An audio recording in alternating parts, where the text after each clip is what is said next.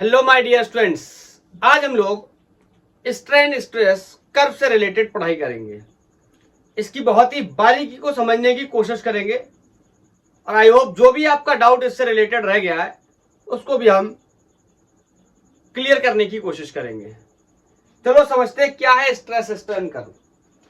अभी तक हमने डिस्कस किया, इलास्टिसिटी की बात करी, हुक्स लॉ की बात करी, इलास्टिसिटी की लिमिट की बात करी कि कैसे इलास्टिसिटी की लिमिट में रह करके हम किसी सब्सटेंस को खींच या दबा सकते हैं उसका इलास्टिसिटी नेचर चेक करने के लिए। और हुक्स लॉ हमें यह बताता था कि stress directly proportional to strain है। आज हम उसके बियॉन्ड काम करने वाले हैं। अभी तक जो भी डिफॉर्मेशन हम कर रहे थे, जो भी खींच या दबा रहे थे, वो लिमिट ऑफ इलास्टिसिटी के अंदर था। आज पहले लिमिट ऑफ इलास्टिसिटी के अंदर भी हो सकता है, फिर बाद में और खींचेंगे। समझते हैं मैंने क्या बोला है। मान लो मेरे पास ये इस तरीके से एक रॉड है और मैंने इसको यहां से बेल्ट कर दिया। मैं इस रॉड पर फोर्स लगा करके इसको स्ट्रेच करना चाहता हूं और इसका जो बिहेवियर है उसको मैं यहां चार्ट पर प्लॉट करना चाहता हूं in the terms of stress and strain. जब मैं इस पे डिफॉर्मिंग फोर्स लगाऊंगा फिर मैं इसका बिहेवियर रीड करना चाहता हूं। ध्यान से सुनना मेरी बात। मैंने इस पर फोर्स लगाया तो मैं कह सकता हूं सपोज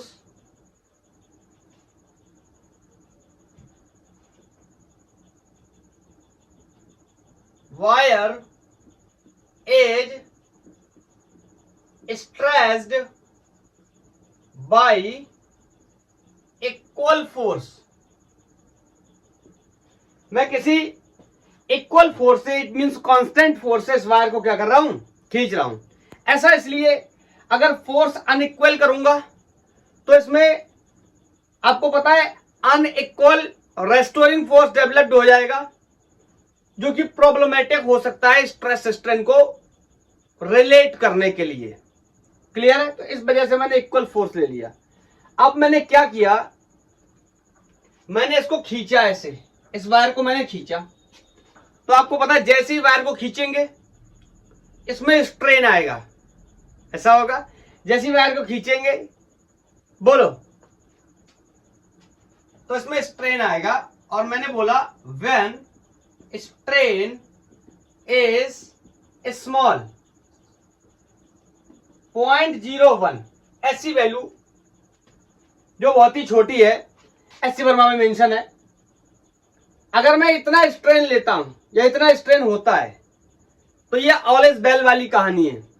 ऑलिस बेल वाली कहानी मतलब ये लिमिट ऑफ इलास्टिसिटी के अंदर है और यहां पर हुक्स लॉ वैलिड है। हुक्स लॉ वैलिड होने का मतलब स्ट्रेस स्ट्रेन के डायरेक्टली प्रोपोर्शनल होता है हुक्स लॉ के अकॉर्डिंग। तो मैं कह सकता हूं the stress is proportional to strain.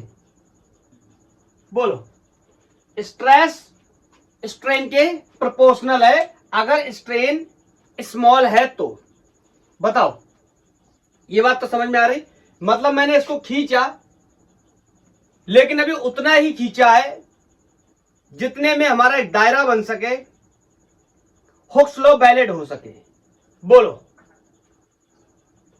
तो इस रीजन को, this is the region where Hooke's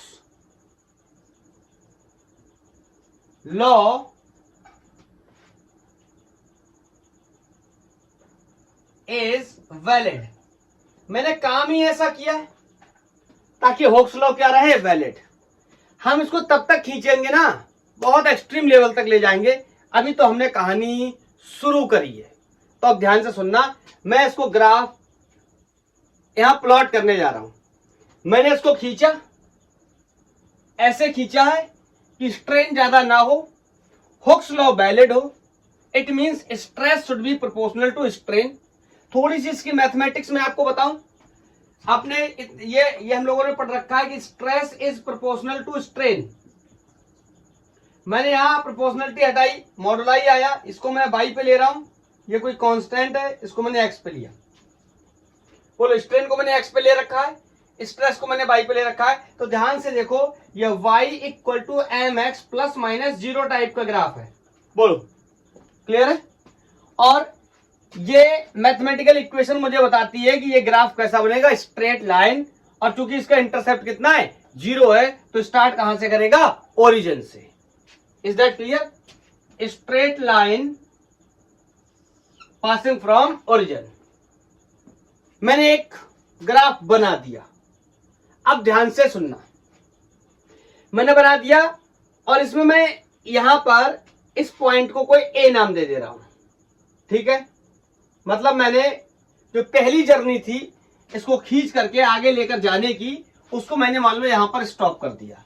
इसके बारे में मैं आपसे कह सकता हूं कि यहां स्ट्रेस स्ट्रेन के प्रोपोर्शनल है, हुक्स लॉ वैलिड है, और यहां पर मैं मॉडुलस ऑफ इलास्टिसिटी की भी बात कर सकता हूं, या फिर ऐसे भी कह सकता हूं कि मैं यंग मॉडुलस को भी कैलकुलेट कर सकता हूं। Remember, young modulus, bulk modulus या शियर मॉडुलस, कोई भी मॉडुलस हो, मैं उसका कैलकुलेशन सिर्फ तभी कर सकता हूं जब स्ट्रेस स्ट्रेन के क्या है, प्रोपोर्शनल है। Is that clear? क्यों? मॉडुलस ऑफ इलास्टिसिटी ही पैदा तब होता है जब हुक्स लॉ आता है, और हुक्स लॉ ही तब आता है जब जो स्ट्रेन है वो इलास्टिसिटी के लिमिट के अंदर हो। Is that clear? बोलो, कोई डाउट? बोलो। तो मैं लिख दे रहा हूं, the point A on the curve, जिस पॉइंट की बात कर रहा हूं मैं, बोलो ये क्या रिप्रेजेंट कर रहा है? क्या रिप्रेजेंट कर रहा है? Represents limit of proportionality.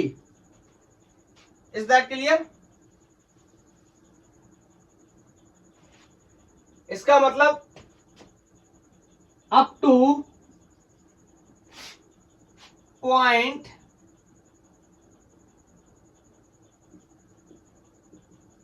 A stress is proportional to strain. Stress strain यहां तक प्रोपोर्शनल है, इस पॉइंट ए तक। बोलो, नोट कर लो आप पहले इसको, फिर मैं आगे बताता हूं। 1 2 3 नोटेड? बोलो।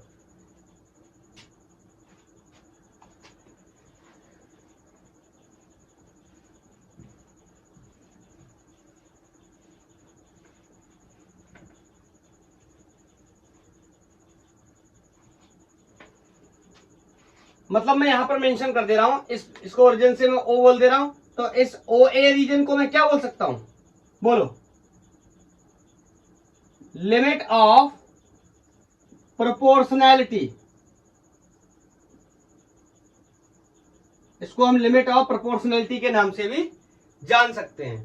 और यहां पर यह भी कह सकते हैं कि यही वो रीजन है जहां पर क्या है, हुक्स लॉ वैलिड है। ये भी कह सकते हैं we can also find Young मॉडुलाई।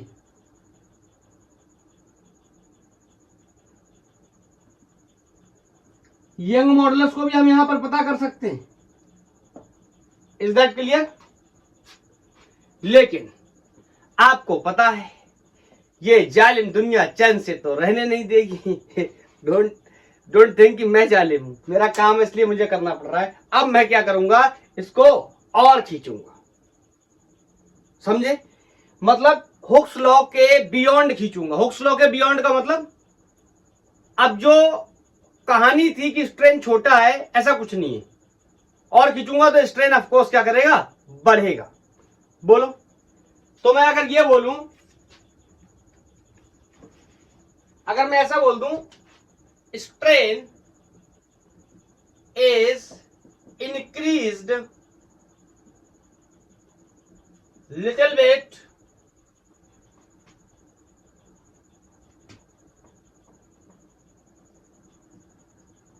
थोड़ा सा मैंने स्ट्रेस बढ़ाया, सॉरी स्ट्रेन बढ़ाया, बताओ क्या होगा? जैसे स्ट्रेन बढ़ेगा तो क्या अब स्ट्रेस स्ट्रेन के प्रोपोर्शनल रह जाएगा? Of course not. Limit of proportionality के मैं आगे जा रहा हूं। अब मैं स्ट्रेन को जानबूझ करके थोड़ा और ज्यादा बढ़ा रहा हूं। तो मैं यहां पर यह बात तो क्लियरली कह सकता हूं कि यहां पर stress is not proportional to strain. बोलो कौन ज्यादा है? Of course strain. चलो मैं यहां पर बनाने की कोशिश करता हूं।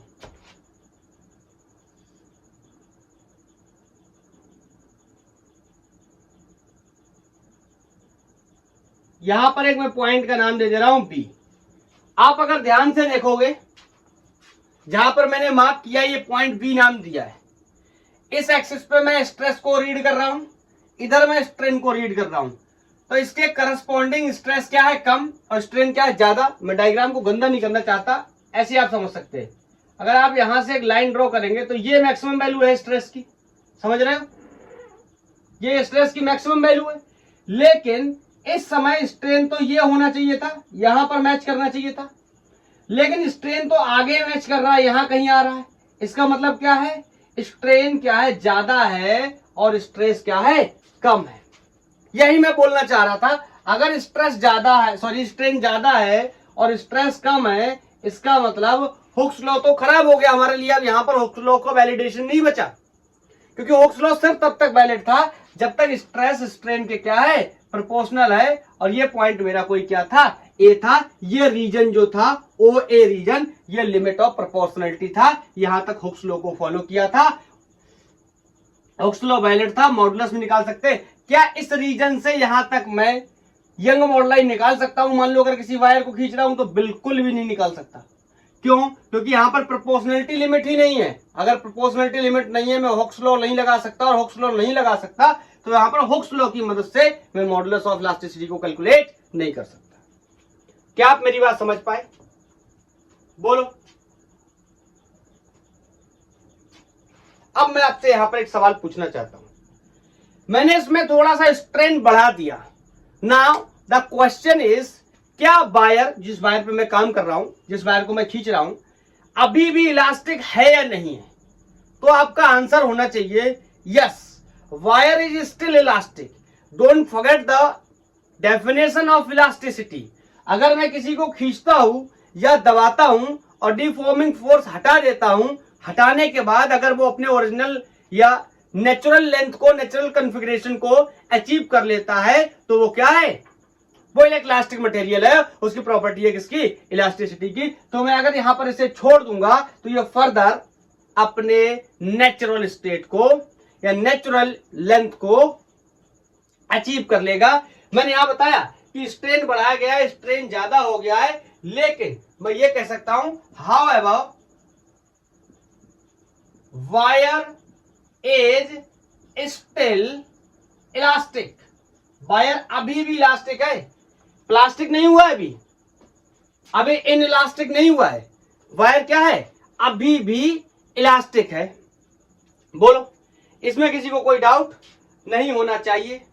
इसका मतलब मैं ये कह सकता हूं, it means after removal of deforming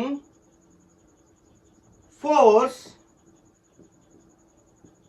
it will regain its original या नेचुरल लेंथ। समझ गए? अगर इलास्टिसिटी की प्रॉपर्टी है और अगर इलास्टिक है तो जैसे ही मैं यहां से डिफॉर्मिंग फोर्स हटाऊंगा, वैसे ही क्या होगा? वैसे ही क्या होगा, ये अपने ओरिजिनल लेंथ जो इनिशियल लेंथ था उसको क्या कर लेगा, अचीव कर लेगा। मैं लिख दे रहा हूं, दिस बिहेवियर is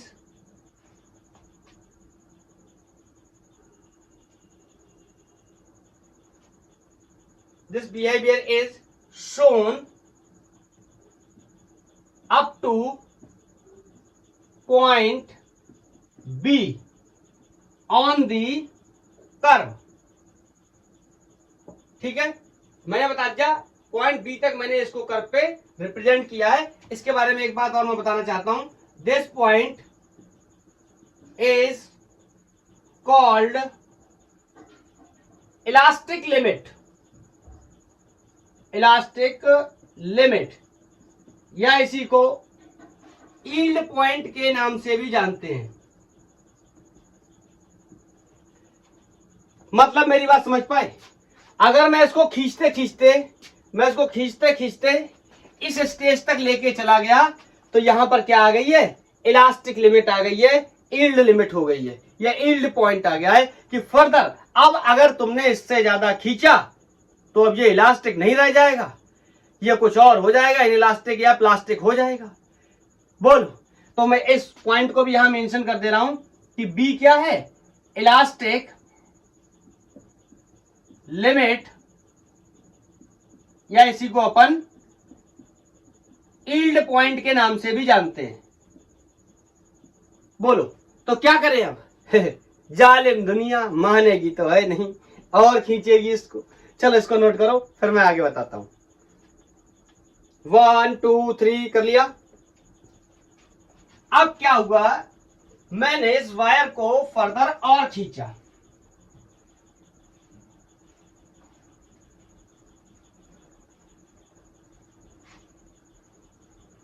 अब मैं इसको फर्दर और खींचूंगा तो सोचो क्या होगा, इलास्टिक लिमिट तो ये ब्रेक कर चुका है, इलास्टिक लिमिट के बियॉन्ड जा चुका है, मतलब अब स्ट्रेस स्ट्रेन के प्रोपोर्शनल।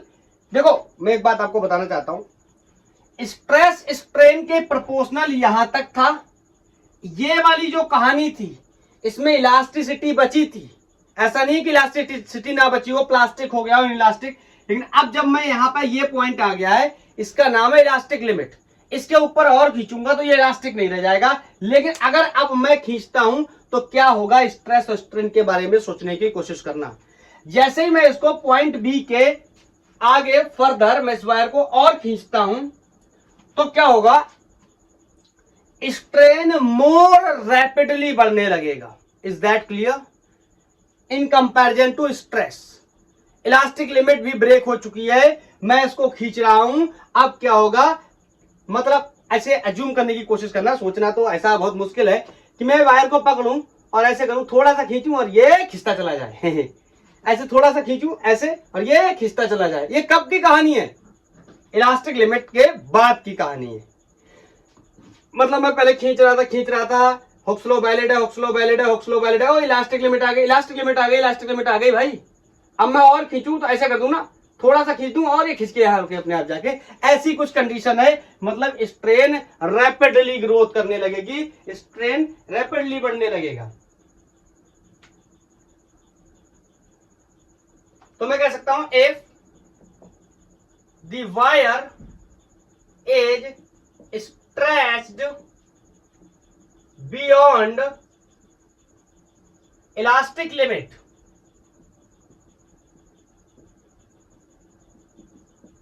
बोलो क्या होगा, स्ट्रेन इंक्रीजेस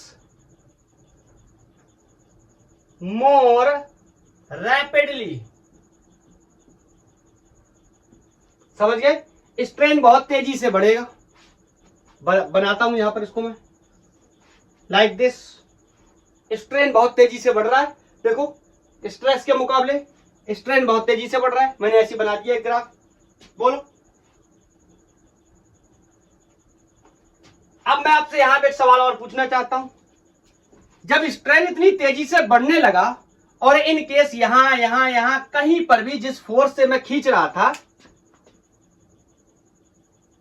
अगर मैं उसको हटा दूं तो क्या ये अपने ओरिजिनल स्टेट को अचीव कर पाएगा, ओरिजिनल लेंथ को अचीव कर पाएगा? सोच करके देखो, स्ट्रेन जब मोर रैपिडली बढ़ रहा है, मतलब थोड़ा सा फोर्स और स्ट्रेन बढ़ता चला जा रहा है, तो ऐसी कंडीशन में इलास्टिसिटी के लिमिट के बियॉन्ड ये कहानी चल रही है। तो ये बात मैं क्लियरली कह सकता हूं कि बी पॉइंट के बाद अगर मैं फर्दर फोर्स लगाता हूं, स्ट्रेन मोर रैपिडली बढ़ेगा, और अगर मैं डिफॉर्मिंग फोर्स लगा दूं तो ये अपने ओरिजिनल लेंथ को अचीव नहीं कर पाएगा। क्या ये बात क्लियर है? बोलो, क्या ये बात क्लियर है? तो मैं कह सकता हूं after removal of deforming force wire will not regain its natural length। ये अपनी नेचुरल लेंथ को अचीव नहीं कर पाया। इसका मतलब मैं एक बात कह सकता हूं कि अब वायर के अंदर एक परमानेंट स्ट्रेन टाइप का आ गया है, वायर की लेंथ परमानेंट इंक्रीज हो गई है। तो मैं कह सकता हूं आपसे some permanent increase in length will take place। It means I am talking about the permanent strain। Is that clear? अब समझना, मैं यहां पर कोई पॉइंट लेफ्ट से यहां कोई पॉइंट एक बीच में सी कर देता हूं, और मैं इस पॉइंट सी के बारे में आपसे पूछूं, मैंने यहां तक खींचा, सुनना पूरी स्टोरी को बहुत ध्यान से। मैंने इस वायर को खींचा यहां तक, पॉइंट ए तक छोड़ा, चला गया। फिर से मैंने इस वायर को खींचा, कहां तक? बी तक, छोड़ा, चला गया, क्योंकि इलास्टिसिटी बकाया थी। लेकिन इस पॉइंट पे आके इलास्टिसिटी क्या हो गई? मतलब खत्म हो गई। इसके बाद इलास्टिक लिमिट नहीं रह जाएगी। लेकिन मैंने इसको फर्दर खींचा, छोड़ा, तो बोलो अब क्या हो गया? क्या जाएगा? ना, अब नहीं जाएगा। इलास्टिक लिमिट के बाहर मैंने खींच दिया। तो ध्यान से सुनना मेरी बात। इस पॉइंट को अगर मैं ऐसे यहां पर बनाने की कोशिश करूं, तो ये जो रीजन बनकर तैयार हुआ है, इसी को मैं बोलूंगा क्या? Permanent strain. क्या मेरी बात समझ पाए? पॉइंट सी पे जाने के बाद इस वायर में एक परमानेंट स्ट्रेन आ गया होगा। चलो मैं इसकी एक रफ पिक्चर से आपको समझाता हूं। मतलब ये कुछ इस तरीके का हो गया, परमानेंट इसमें स्ट्रेन आ गया है। अब अगर मैं डिफॉर्मिंग फोर्स हटाता भी हूं तो इसको कोई फर्क नहीं पड़ता, ये नहीं जाएगा। ओरिजिनल ये इसकी ओरिजिनल लेंथ थी, लेकिन ओरिजिनल लेंथ को अचीव नहीं कर पाया, और इतना आ गया क्या? Permanent strain. अरे भैया, एक्स एक्सेस पे स्ट्रेन है, तो ये यहां से अगर स्टार्ट होता है, इसका मतलब इसके पास ऑलरेडी ये चीज है। ये किताबों में 0.01 डेटा देते हैं, एस.सी. वर्मा की बुक में दिया हुआ है, ठीक है? तो ये परमानेंट स्ट्रेन आ गया। किसी को कोई डाउट इस बात के बारे में? मैं यहां मेंशन कर दे रहा हूं। तो बताओ अब बिहेवियर कैसा है? Now behaviour of wire is inelastic या फिर प्लास्टिक। समझ पाए? क्योंकि वायर ने इलास्टिसिटी की प्रॉपर्टी को क्या कर दिया है? खो दिया है। आप इतना नोट करो, मुझे जगह चाहिए। 1 2 3। वायर ने इलास्टिसिटी की प्रॉपर्टी को खो दिया है, और अब वायर प्लास्टिक बन चुका है, इनइलास्टिक बन चुका है। बोलो, जिसमें कुछ परमानेंट स्ट्रेन भी आ चुका है, और मैंने उसको ग्राफ पे मेंशन भी कर रखा है। लेकिन एज यू नो क्या ये जालिम दुनिया इसे अब छोड़ देगी और फर्दर इंक्रीज नहीं करेगी क्या? या फर्दर और फोर्स लगाकर खींचने की कोशिश नहीं होगी? बिल्कुल होगी।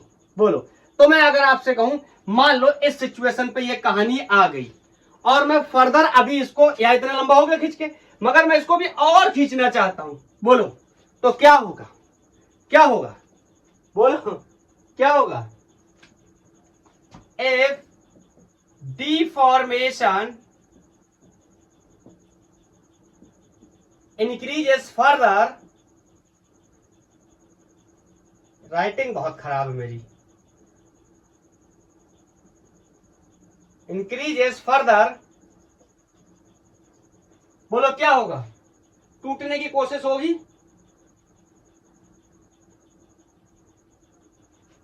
मैं एक पॉइंट मार्क कर दे रहा हूं ऐसी कहीं पर, मान लो ये पॉइंट कोई डी है,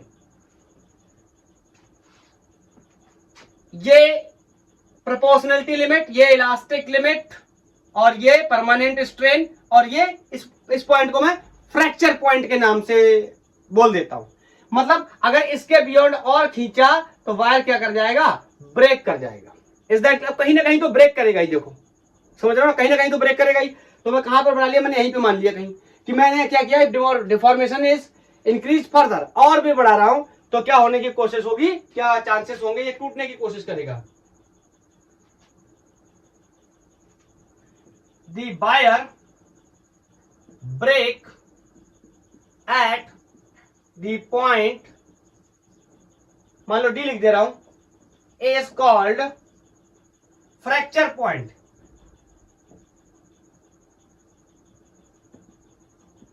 फ्रैक्चर पॉइंट के नाम से हम जानेंगे इसे कि अब क्या कर जाएगा? टूट जाएगा। और मेरी एक बात को और सुनना, मैं इस वायर को यहां से लेकर के खींच रहा था, खींचना शुरू किया था और अभी भी खींच रहा हूं, और मैं आपसे एक सवाल पूछूं कि सबसे ज्यादा स्ट्रेस इस वायर के अंदर कब होगा, या मैक्सिमम टॉलरेंस क्या है, मैक्सिमम स्ट्रेस क्या है? तो मुझे लगता है इस वायर पे, इस पॉइंट पे मैक्सिमम स्ट्रेस होगी, क्योंकि इसके बाद फर्दर ये क्या करने वाला है? ब्रेक करने वाला है, फ्रैक्चर करने वाला है। तो मैं कह सकता हूं कि इस पॉइंट पे ही क्या होगा? मैक्सिमम स्ट्रेस होगा। इससे ज्यादा अब ये और बर्दाश्त नहीं कर सकता है। मान लो मैं भूखा हूं, खाना बनना बढ़िया बढ़िया दिया नहीं जा रहा है, अब मुझसे बर्दाश्त नहीं हो रहा है, मैं सबको धक्का दे करके खाना खा जाऊंगा। बोलो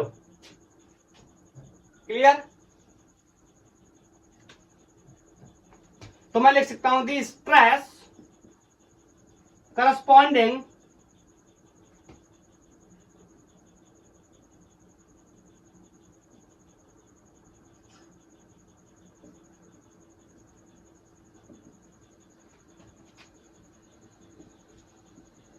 टू दिस पॉइंट, मेंशन कर दे रहा हूं, D is called breaking stress या मैक्सिमम ब्रेकिंग स्ट्रेस। यहां पे अब क्या कर जाएगा? टूट जाएगा। बोलो। So this is the all about इस वायर की खिंचाई शुरू करी थी और टूटने तक ले आए। क्या तोड़ दूं? चलो रहने देते, नहीं तोड़ेंगे। हाँ, लेकिन ये डिस्कस कर लेते हैं कि टूटने और रहने के लिए दो एक और पॉइंट्स की मैं बात करना चाहता हूं। मैं इसको हटा रहा हूं। आपने दो प्रकार के मटेरियल्स के बारे में सुना होगा। आपने एक मटेरियल सुना होगा, बचपन से हम केमिस्ट्री में पढ़ते चले आ रहे हैं,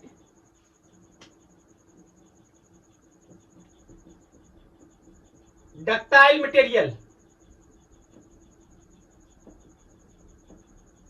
और एक और मटेरियल आपने सुना होगा, पढ़ा होगा,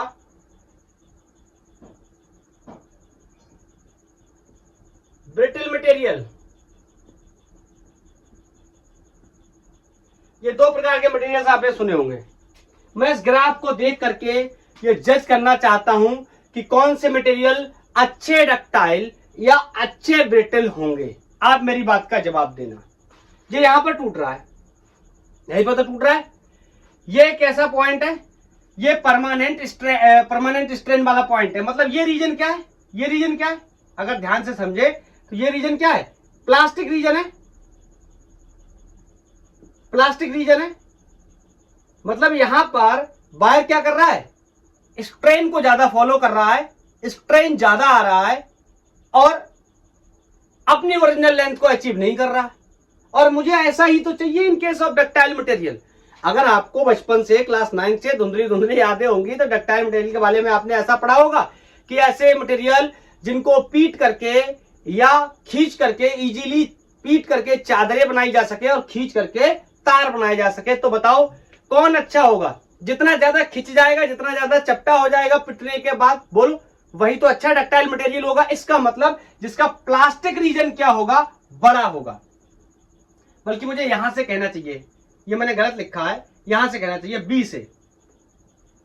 बी के बाद इलास्टिक रीजन खत्म हो गया था, तो बी के बाद क्या है, प्लास्टिक रीजन।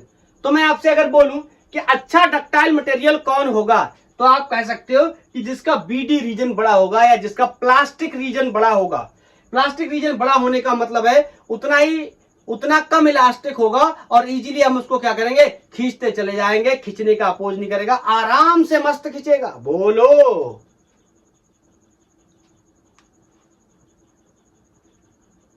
तो मैं कह सकता हूं for better ductile material plastic reason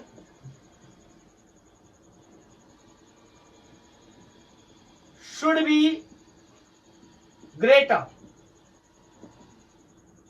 ठीक है, यहां लिख दे रहा हूं बीडी रीजन बड़ा होना चाहिए।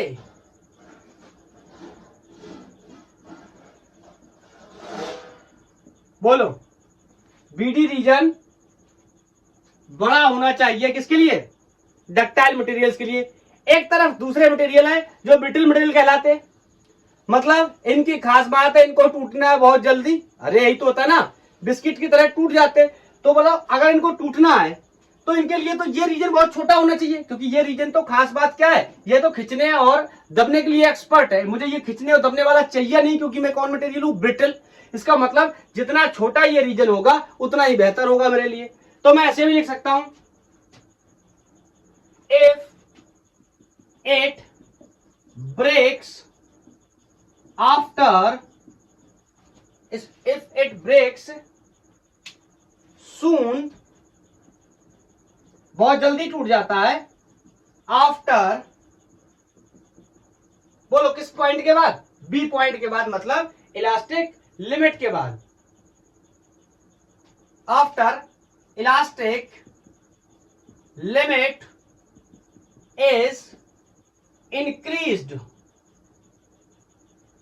जैसे इलास्टिक लिमिट से इंक्रीज किया गया, ये क्या कर गया, ब्रेक कर गया। सच मटेरियल्स आर कॉल्ड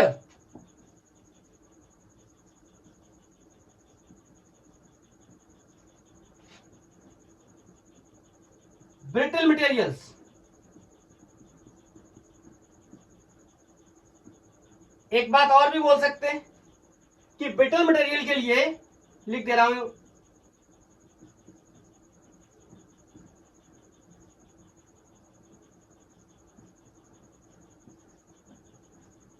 ये जो बीडी रीजन है, ये वाला बीडी जितना छोटा होगा उतना बेहतर होगा, छोटा होगा, ऐसे लिख दे रहा हूं, छोटा होगा। ठीक है, और बीडी बड़ा होगा किसके लिए, डक्टाइल के लिए। अगर आपको अच्छे डक्टाइल मटेरियल चाहिए तो जितना बड़ा प्लास्टिक रीजन होगा उतना अच्छा। अगर आपको अच्छे ब्रिटल मटेरियल चाहिए तो जितना ये रीजन क्या है, छोटा है, उतने बेटर क्या होंगे, ब्रिटल मटेरियल्स होंगे। क्लियर? बोलो, कोई डाउट नहीं होना चाहिए।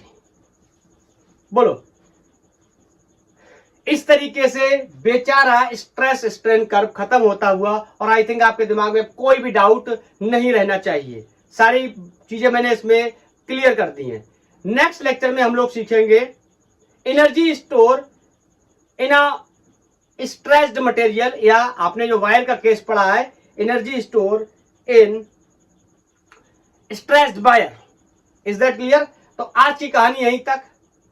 थैंक यू, धन्यवाद। पढ़ाई करते रहिए।